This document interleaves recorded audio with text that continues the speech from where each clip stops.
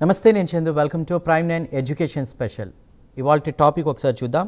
Medical education abroad, quality education, opportunities and challenges. ముఖ్యంగా విదేశాల్లో medical education చేసే వాళ్ళకి సంబంధించి కూడా ఇవాళ మనం డిస్కస్ చేద్దాం. ఆపర్చునిటీస్ ఎలా ఉంటాయి, అక్కడ ఉండేటువంటి ఛాలెంజెస్ ఏంటి, వివిధ అంశాల మీద కూడా చర్చిద్దాం. మనతో మాట్లాడడానికి యుఎస్ఏ నుండి ప్రస్తుతం చాణక్య ఎడ్యుకేషన్ హబ్కి సంబంధించి అదేవిధంగా ప్రొఫెసర్ డాక్టర్ వెంకటకృతి గారు అందుబాటులోకి వచ్చారు. నమస్కారం అండి. నమస్తే అండి సార్, ఎలా ఉన్నారు? బాగున్నారా? బాగున్నానండి. Right sir, right sir. ఇవాళ టాపిక్ మనం చూసుకుంటే కనుక మెడికల్ ఎడ్యుకేషన్ ఇన్ అబ్రాడ్, అక్కడ ఉండేటువంటి ఛాలెంజెస్ ఏంటి, ఎడ్యుకేషన్ విధానానికి సంబంధించి ఓవరాల్గా మిమ్మల్ని అడగాలనుకుంటున్నాను. సో బిఫోర్ దట్ మిమ్మల్ని క్వశ్చన్ అడగబోయే ముందు స్క్రీన్ చూస్తున్నటువంటి ప్రేక్షకులకి మెడికల్ ఎడ్యుకేషన్ అబ్రాడ్కి సంబంధించి ఎలాంటి క్వశ్చన్స్ ఉన్నా, ఇంకా అదర్ ఎడ్యుకేషన్కి సంబంధించి మీకు ఏమైనా క్వశ్చన్స్ ఉన్నా స్క్రీన్ పై నెంబర్స్కి కాల్ చేసి మీరు నేరుగా వెంకటకృతి గారిని అడిగి మీ సందేహాలు నివృత్తి చేసుకోవచ్చు. So please. సో వెంకట్ గారు, సో మెడికల్ ఎడ్యుకేషన్ అబ్రాడ్ అంటే నిజంగా క్వాలిటీ ఎడ్యుకేషనా? దాన్ని అసలు మనం ఎలా అంచనా వేయాలంటారు? అంటే ఇప్పుడు మనకి అంతా తెలుసు కదా, ప్రపంచం మొత్తం ఏఐ అంటే లైక్ ఆర్టిఫిషియల్ ఇంటెలిజెన్స్ అది చేంజ్ చేసేస్తుంది అనేటువంటిది. కానీ ప్రపంచం ఉన్నంత వరకు ప్రతి మనిషి లైక్ దేవుడికి నమస్కారం చేస్తాడు. నెక్స్ట్ వాళ్ళు నమస్కారం చేసేది ఎవరికంటే డాక్టర్కి. అంటే డాక్టర్కి అంత వాల్యూ ఉంది ప్రపంచంలో. ప్రపంచం ఎక్కడైనా సరే, నాట్ ఓన్లీ ఇండియా అని కాదు, యుఎస్ అని కాదు, ఎక్కడైనా క్వాలిటీ డాక్టర్స్కి వాల్యూ అనేటువంటిది ఉంటుంది అనేటువంటిది ఫస్ట్ నా యొక్క ఉద్దేశం. అందుకనే నేను మా ఇద్దరు పిల్లలు కూడా వాళ్ళు డాక్టర్స్ ఎంబీబీఎస్ చేశారు, వాళ్ళు ప్రస్తుతం అమెరికాలో ఉన్నారు. అందుకనే ఏంటంటే నాకు తెలుసు ఆ ఇండియాలో ఎంబీబీఎస్ చేయటము, లేకపోతే దానికి సంబంధించినటువంటి పెయిన్ కానీ, ఖర్చులు కానీ, ఎక్స్పెన్సెస్ కానీ, I'm the right person to discuss this topic అనమాట. అది ఒకటి.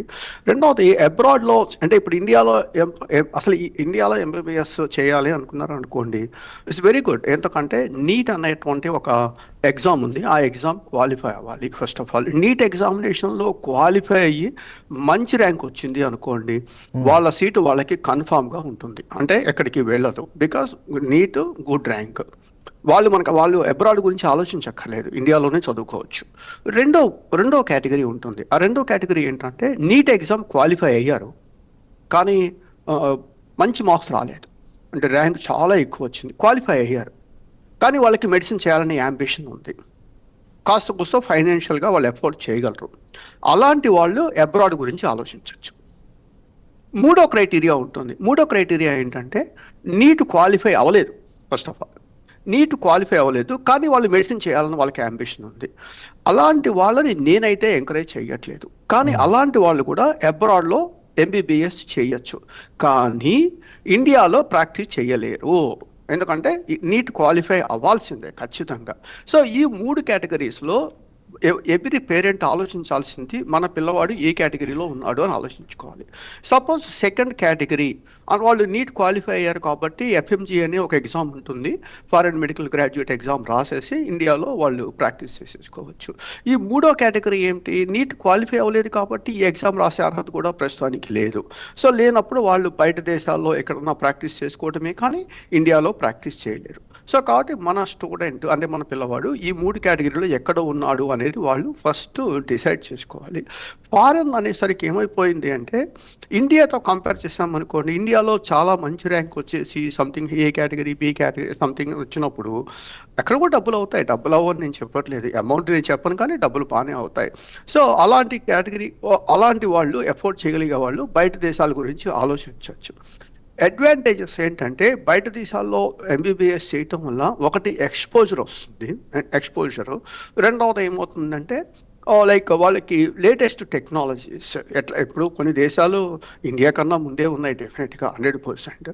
సో కాబట్టి అదొక అడ్వాంటేజెస్. డిసడ్వాంటేజ్ ఏంటంటే వాళ్ళు ఈ ఇండియాలో ప్రాక్టీస్ చేయాలంటే ఒక ఎగ్జామ్ రాయాలి, లేకపోతే యుఎస్లో చేయాలంటే యుఎస్ఎంఎల్ఏ అని ఒక ఎగ్జామ్ రాయాలి. ఈ ఎగ్జామ్లు రాయడానికి వాళ్ళు సిద్ధపడి ఉండాలి. That is the one important point.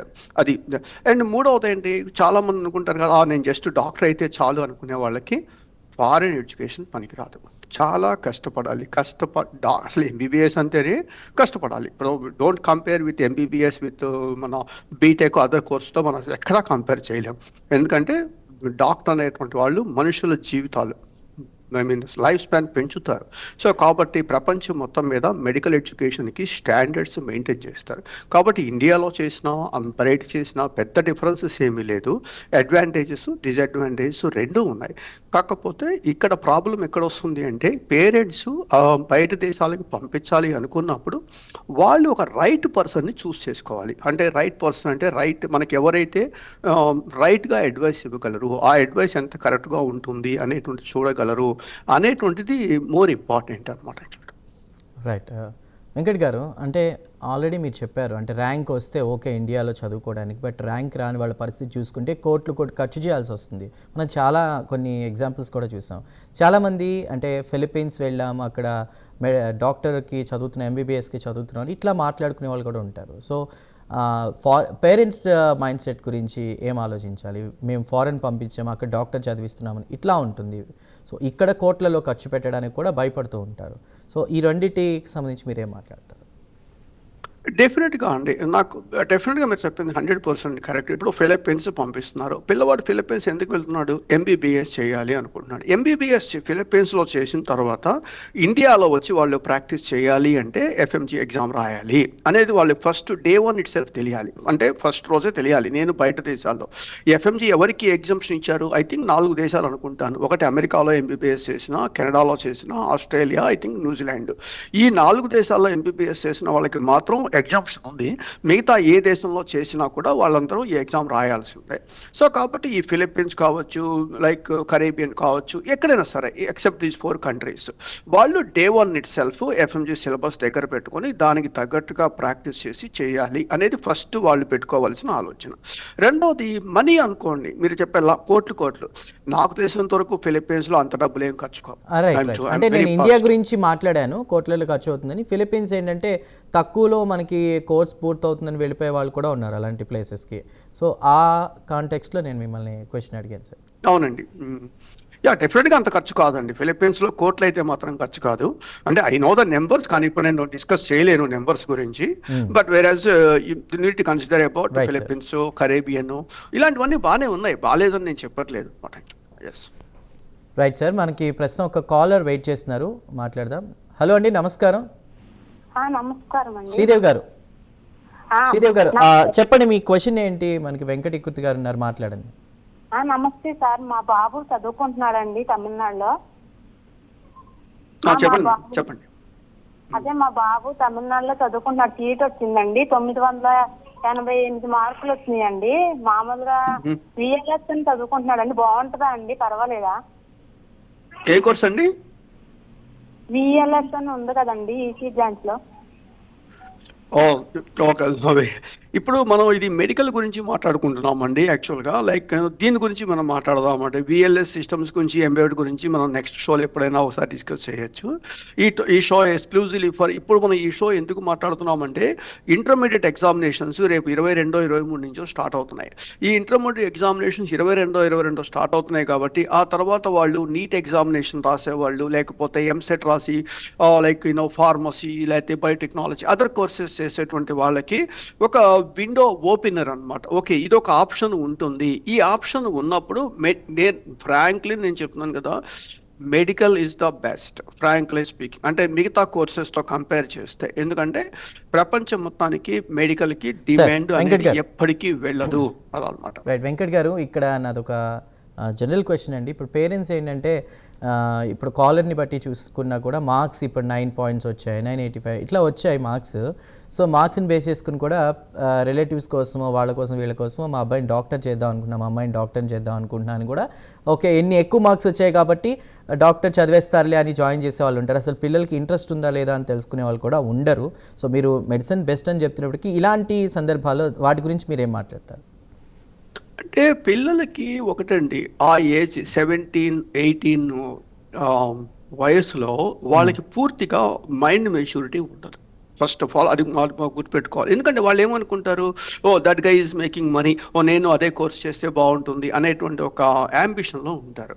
కానీ ఏమవుతుంది అంటే పేరెంట్ ఏం ఆలోచిస్తాడు, అరే మా పిల్లవాడు సెటిల్ అవ్వాలి అనేటువంటి ఒకే ఒక ఫండమెంటల్ కాన్సెప్ట్ మీద పేరెంట్ ఆలోచిస్తాడు. స్టూడెంట్ ఏం ఆలోచిస్తాడు, నాకు మార్క్స్ వచ్చాయి. ఏమండి, ఇండియాలో మనం ఆలోచిద్దాం, నిజాలు మాట్లాడుకుందాం. ఎంసెట్ ఎగ్జామినేషన్ ఎందుకు పెట్టారు?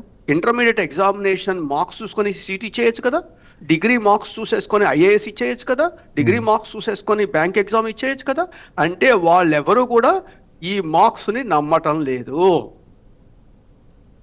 మీకు బాధ కలుగుతుందేమో కానీ ఇది నిజం. అది వాళ్ళు నమ్మట్లేదు కాబట్టి ఏం చేస్తున్నారు, ఎవరికి వాళ్ళు ఒక ఎగ్జామ్ పెట్టుకుంటున్నారు. ఎగ్జామ్ పెట్టుకొని దాన్ని వాళ్ళు బేస్ చేసుకొని దాని ద్వారా వాళ్ళు సీట్లు ఇవ్వడం బిగించేశారు.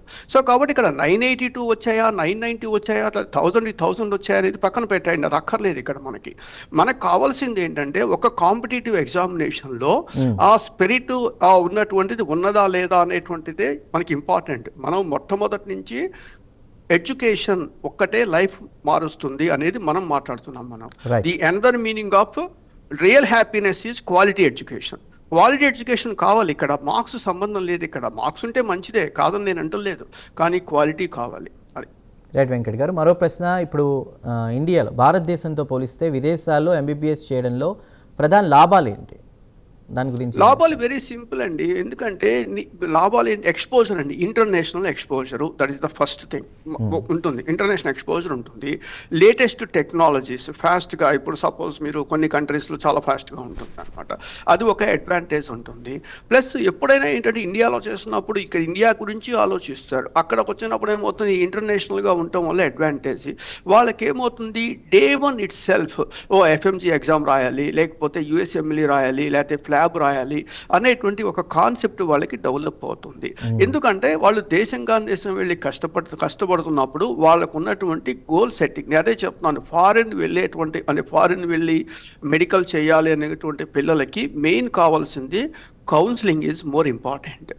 మనం ఈ కాలేజీకి ఎందుకు వెళ్తున్నాము, ఈ కంట్రీకి ఎందుకు వెళ్తున్నాము అనేది వాళ్ళకి తెలిసింది అనుకోండి, మోర్ ఇంపార్టెంట్. అఫ్ కోర్స్ ఇండియాలో కూడా కావాలి అవి, కానీ వాళ్ళకి మాత్రం చాలా ఇంపార్టెంట్ అవుతుంది. వెంకట్ గారు చెప్పండి. డిసడ్వాంటేజెస్ ఏంటంటేనండి, చాలా మంది అనుకుంటారు కదా, ఫారిన్ వెళ్ళినప్పుడు వాళ్ళు ఈ ఎగ్జామ్స్ రాయాలి. ఎవరైతే ఈ ఎగ్జామ్స్ రాయలేరు అనుకుంటున్నారు అనుకోండి, వాళ్ళు ఫారిన్ అంటే బయట దేశాలకు వెళ్ళి ఎగ్జామ్ రాయటం చదవటం అనేది వేస్ట్. ఫస్ట్ గుర్తుపెట్టుకోండి, ఇది ఎఫ్ఎంజీ కావచ్చు, యుఎస్ఎంఎల్ఈ కావచ్చు, ఇంకోటి కావచ్చు, ఎగ్జామ్స్ రాయాల్సిందే. నేను రాయను, అంత నాకు ఎఫర్ట్ లేదనుకునే వాళ్ళు అలా ఆలోచించద్దు. అది ఫస్ట్ అంటే డిసడ్వాంటేజ్. రెండవది ఏంటి, జస్ట్ నాకు డిగ్రీ కావాలి, డాక్టర్ డిగ్రీ కావాలి, నేను డాక్టర్ అవ్వాలి అనుకునే వాళ్ళకి కూడా పనికిరాదు.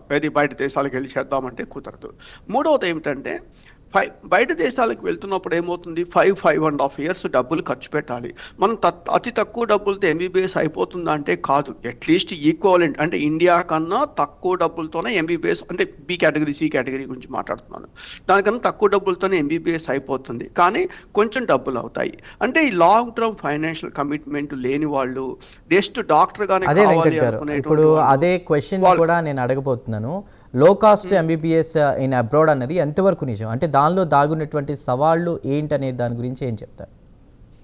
లో కాస్ట్ ఎంబీబీఎస్ అనేది నేను చెప్పట్లేదండి, లో కాస్ట్ ఏం కాదండి. డెఫినెట్గా నాకు తెలిసినంత రఫ్గా చెప్తున్నా, number don't take it granted, around like ఒక 45 to 50 లక్షలు, అంటే $60,000 సంథింగ్ లైక్ దట్, ఆ లెవెల్లో అవుతుందండి. అంటే ఇండియాలో ఒక MBBS B cat C something వెళ్ళినట్లయితే ₹1,00,00,000 ఖర్చు అయ్యే అవకాశం ఉంటుంది. ₹1,00,00,000 ఖర్చు అయ్యేటప్పుడు ఈ 60-70 లక్షలు తక్కువే కదా. కానీ ఇక్కడ ఏ కేటగిరీ సంథింగ్ వాళ్ళకి ₹15,000 ఫీజు కట్టినప్పుడు దాంతో కంపేర్ చేస్తే ఇది చాలా బిగ్ మనీ అవుతుంది. సో ఇక్కడ అదే చెప్పాను కదా, ఫస్ట్ లో కాస్ట్ అనే పదం లేదండి, కాస్ట్ అవుతుంది డెఫినెట్గా. కాకపోతే ఒకటే ఏంటంటే ఇక్కడ కన్నా తక్కువ అవుతుంది, బీ క్యాట్ సి క్యాటగిరీతో కంపేర్ చేస్తే తక్కువ అవుతుంది. అక్కడ కూడా ఏంటంటే మోసాలు ఉన్నాయి. ఆ మోసాలు ఏంటి అంటే, కొన్ని కాలేజెస్ ఉండొచ్చు, ఉండకపోవచ్చు, something like that. For example, ఇప్పుడు నేను next week probably I need to go to Caribbean వెళ్దాం అనుకుంటున్నాను. ఎందుకంటే గుంటూరుకి సంబంధించినటువంటి వాళ్ళు అక్కడ ఒక కాలేజ్ పెట్టారు, మెడికల్ కాలేజ్ పెట్టారు. నేను చెప్పాను ఫిజికల్గా నేను వచ్చి చూస్తాను అని చెప్పాను. అందుకని నేను వెళ్తున్నాను, ఆ కాలేజీకి వెళ్ళి చూసి, అంటే అఫ్ కోర్స్ పర్సనల్గా నాకు తెలుసు వాళ్ళు, అయినప్పటికీ కూడా నేను వెళ్ళి చూసి బాగుంది అనుకుంటే నేను ఎవరికన్నా ఎంకరేజ్ చేయొచ్చు. ఇలా చేయకుండా జస్ట్ ఏదో ఒకటి వెళ్ళిపోయి ఈ కాలేజీ బాగుంది అని చెప్తే కుదరదు. అట్లా చాలామంది మోసపోయారండి, చాలామంది. ఇక్కడ కావాల్సింది ఏంటంటే right person, right advice, right university. ఈ ముగ్గురు ఉన్నప్పుడు రైట్ స్టూడెంట్స్ తయారవుతారు. అది మన యొక్క మెయిన్ కాన్సెప్ట్ ఇక్కడ. Right sir. అదేవిధంగా చాలామంది పేరెంట్స్ కావచ్చు, స్టూడెంట్స్ కావచ్చు, ఫారెన్ అబ్రాడ్ వెళ్ళి చదువుకోవాలి మెడికల్ అని అనుకున్న వాళ్ళు ఈ ఫీల్డ్లో ఎడ్యుకేషన్ క్వాలిటీ నాణ్యత విషయంలో, ఫ్యాకల్టీ బోధన సిబ్బందికి సంబంధించి, హాస్పిటల్ ఎక్స్పోజర్ విషయంలో విదేశీ మెడికల్ కాలేజీలు అసలు ఎంతవరకు విశ్వసనీయమైనవి, ఎంతవరకు మనం నమ్మొచ్చు, బిలీవ్ చేయొచ్చు?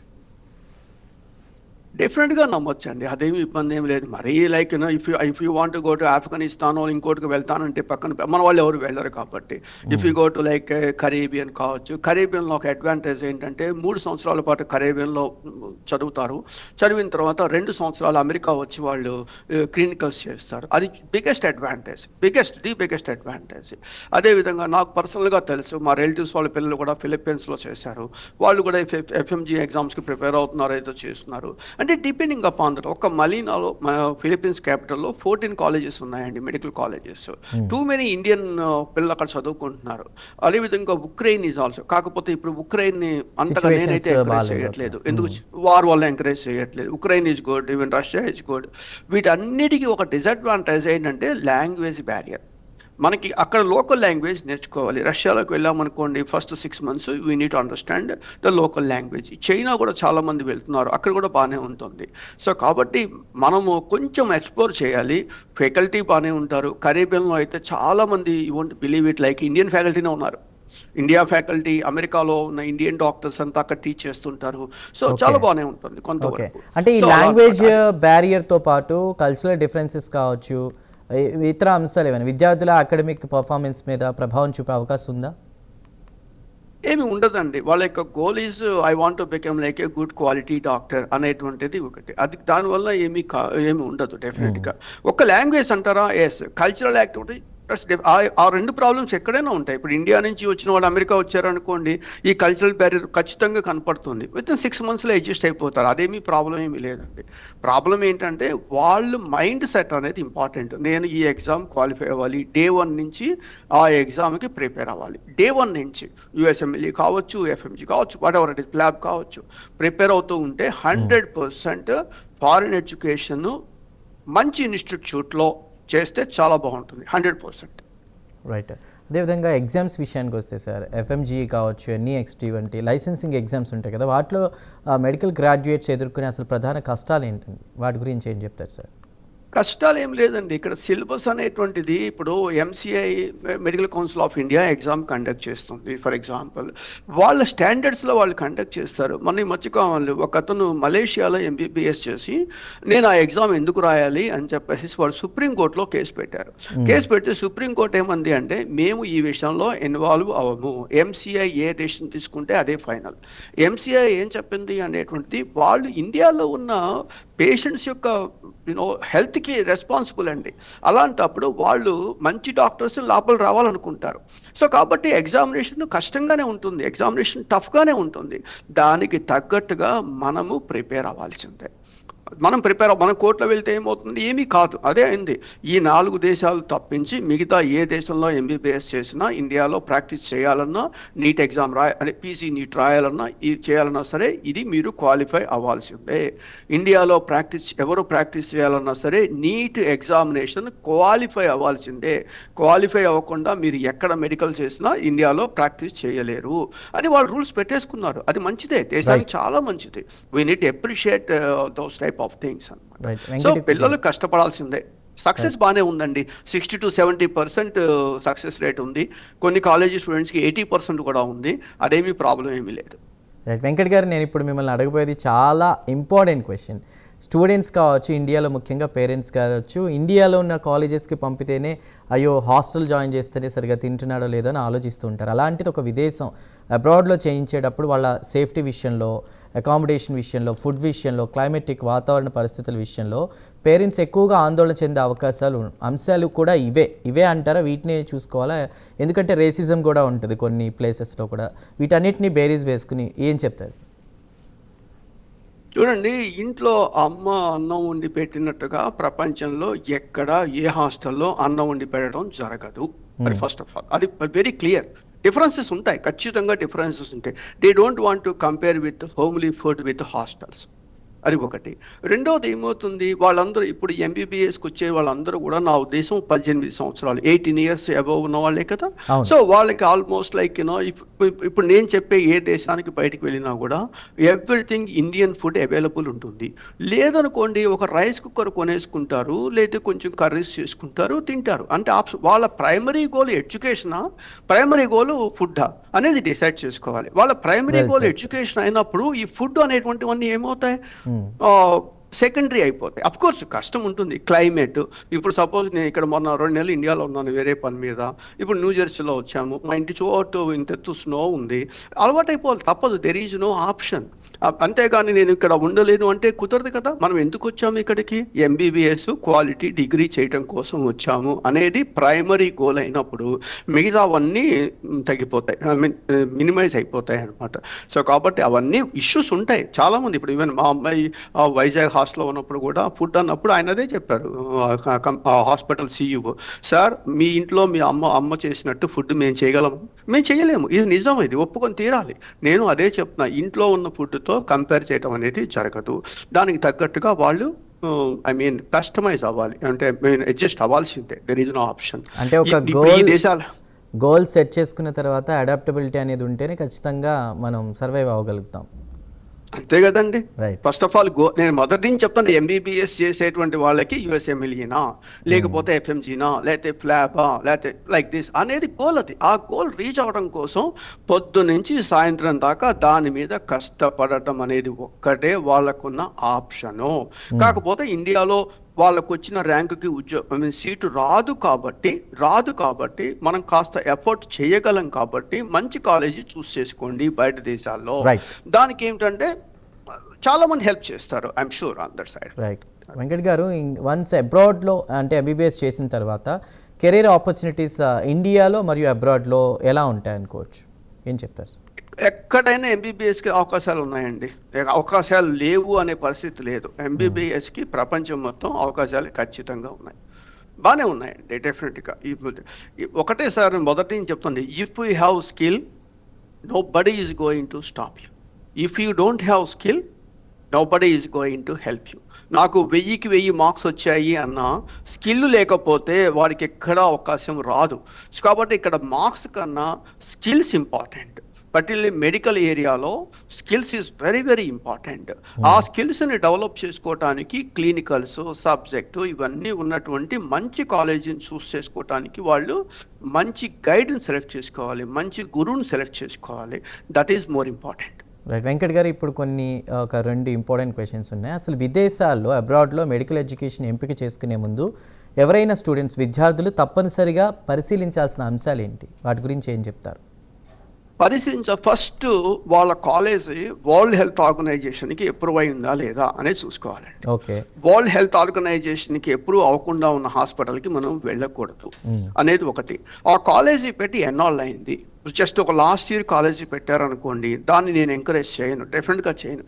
అట్లీస్ట్ ఒక 2 బ్యాచెస్ వెళ్ళిపోవాలి, అంటే 7-8 ఇయర్స్ అయితే 2 బ్యాచ్లు బయటకు వచ్చేస్తాయి. కాబట్టి వాళ్ళకి మొత్తం సర్కిల్ మంచిగా ఉండొచ్చు. అలాంటిది మోర్ ఇంపార్టెంట్ ఏంటంటే, ఇప్పుడు యుఎస్ఎంఎల్ఈ రాయాలి అనుకోండి, ఆ కాలేజీ అప్రూవ్ అయి ఉండాలి. సో ఇలాంటివన్నీ కూడా వాళ్ళు చెక్ చేసుకోవాలి. అంటే ఏ కాలేజీకి వాళ్ళు వెళ్ళాలనుకుంటున్నారో ఆ కాలేజీ పేరు వెళ్ళి ఆన్లైన్లో వెళ్ళిపోసేసి మొత్తం చెక్ చేసుకోవాలి. దిస్ ఈజ్ అప్రూవ్డ్ అని చూసిన తర్వాత మాత్రమే ఆ కాలేజీకి వెళ్ళాలి అనేది ఒకటి. రెండవది ఇంకో మోర్ ఇంపార్టెంట్ ఏంటంటే, ఇప్పుడు చాలామంది కన్సల్టెంట్స్ ఏం చేస్తారంటే 40 లక్షలు 50 లక్షలు ఉన్నాయనుకోండి, ఆ 50 లక్షలు మాకు ఇవ్వండి, మేము మీకు సీట్ ఇప్పిస్తాం అంటారు. అది పొరపాటును కూడా చేయకండి. మీరు ఏ ఫీజు అయితే కట్టాలనుకుంటున్నారో ఆ ఫీజు ఆ కాలేజీ పేరు మీద డిమాండ్ డ్రాఫ్ట్ తీసుకోండి. ఆ కాలేజీ పేరు మీద డిమాండ్ డ్రాఫ్ట్ తీసుకోండి.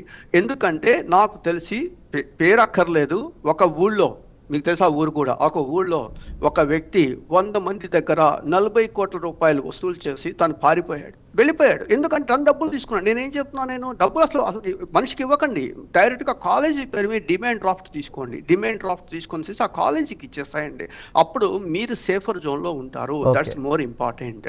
సో కాబట్టి ఏంటంటే మనము సెలెక్ట్ చేసుకునేటప్పుడు ఆ కాలేజీకి అప్రూవల్స్ ఉన్నాయా లేదా చెక్ చేసుకోవాలి. అది ఫస్ట్ స్టెప్. రెండవది కాలేజీ నుంచి ఎన్ని బ్యాచెస్ బయటకు వెళ్ళిపోయినాయో చూడాలి. ఆ కాలేజీ సంబంధించిన వెంకట్ గారు ఫైనల్గా ఒక క్వశ్చన్, ఒక్క వాక్యంలో 1 సెంటెన్స్లో చెప్పాలంటే మెడికల్ ఎడ్యుకేషన్ అబ్రాడ్ అనేది ఎవరికి సరైన నిర్ణయం, ఎవరికి కాదంటే ఫైనల్గా ఒక్క మాటలో ఏం చెప్తారు? నీట్ క్వాలిఫై అయ్యి ఎక్కువ ర్యాంక్ వచ్చి ఇండియాలో సీటు రాదు అనుకునేటువంటి వాళ్ళకి abroad education is the best అండి. రైట్ వెంకట్ గారు, థ్యాంక్ యూ సో మచ్. చాలా వాల్యుబుల్ క్వశ్చన్స్ అన్నిటి కూడా ఆన్సర్ ఇచ్చారు. ఖచ్చితంగా విద్యార్థులు, పేరెంట్స్ ఎవరైతే అబ్రాడ్లో మెడిసిన్ చేయాలనుకుంటున్నారో, ఎంబీబీఎస్ చేయాలనుకుంటున్నారో వాళ్ళందరికీ కూడా యూజ్ అయ్యేటువంటి అవకాశం ఉంది. వెంకటకృతి గారు ధన్యవాదాలు జాయిన్ అయినందుకు. సో చూశారు కదా, ఇది ఈ వారం ఎడ్యుకేషన్ స్పెషల్. మరో వారం మరో టాపిక్తో మళ్ళీ కలుద్దాం. Till then keep watching Prime9 news.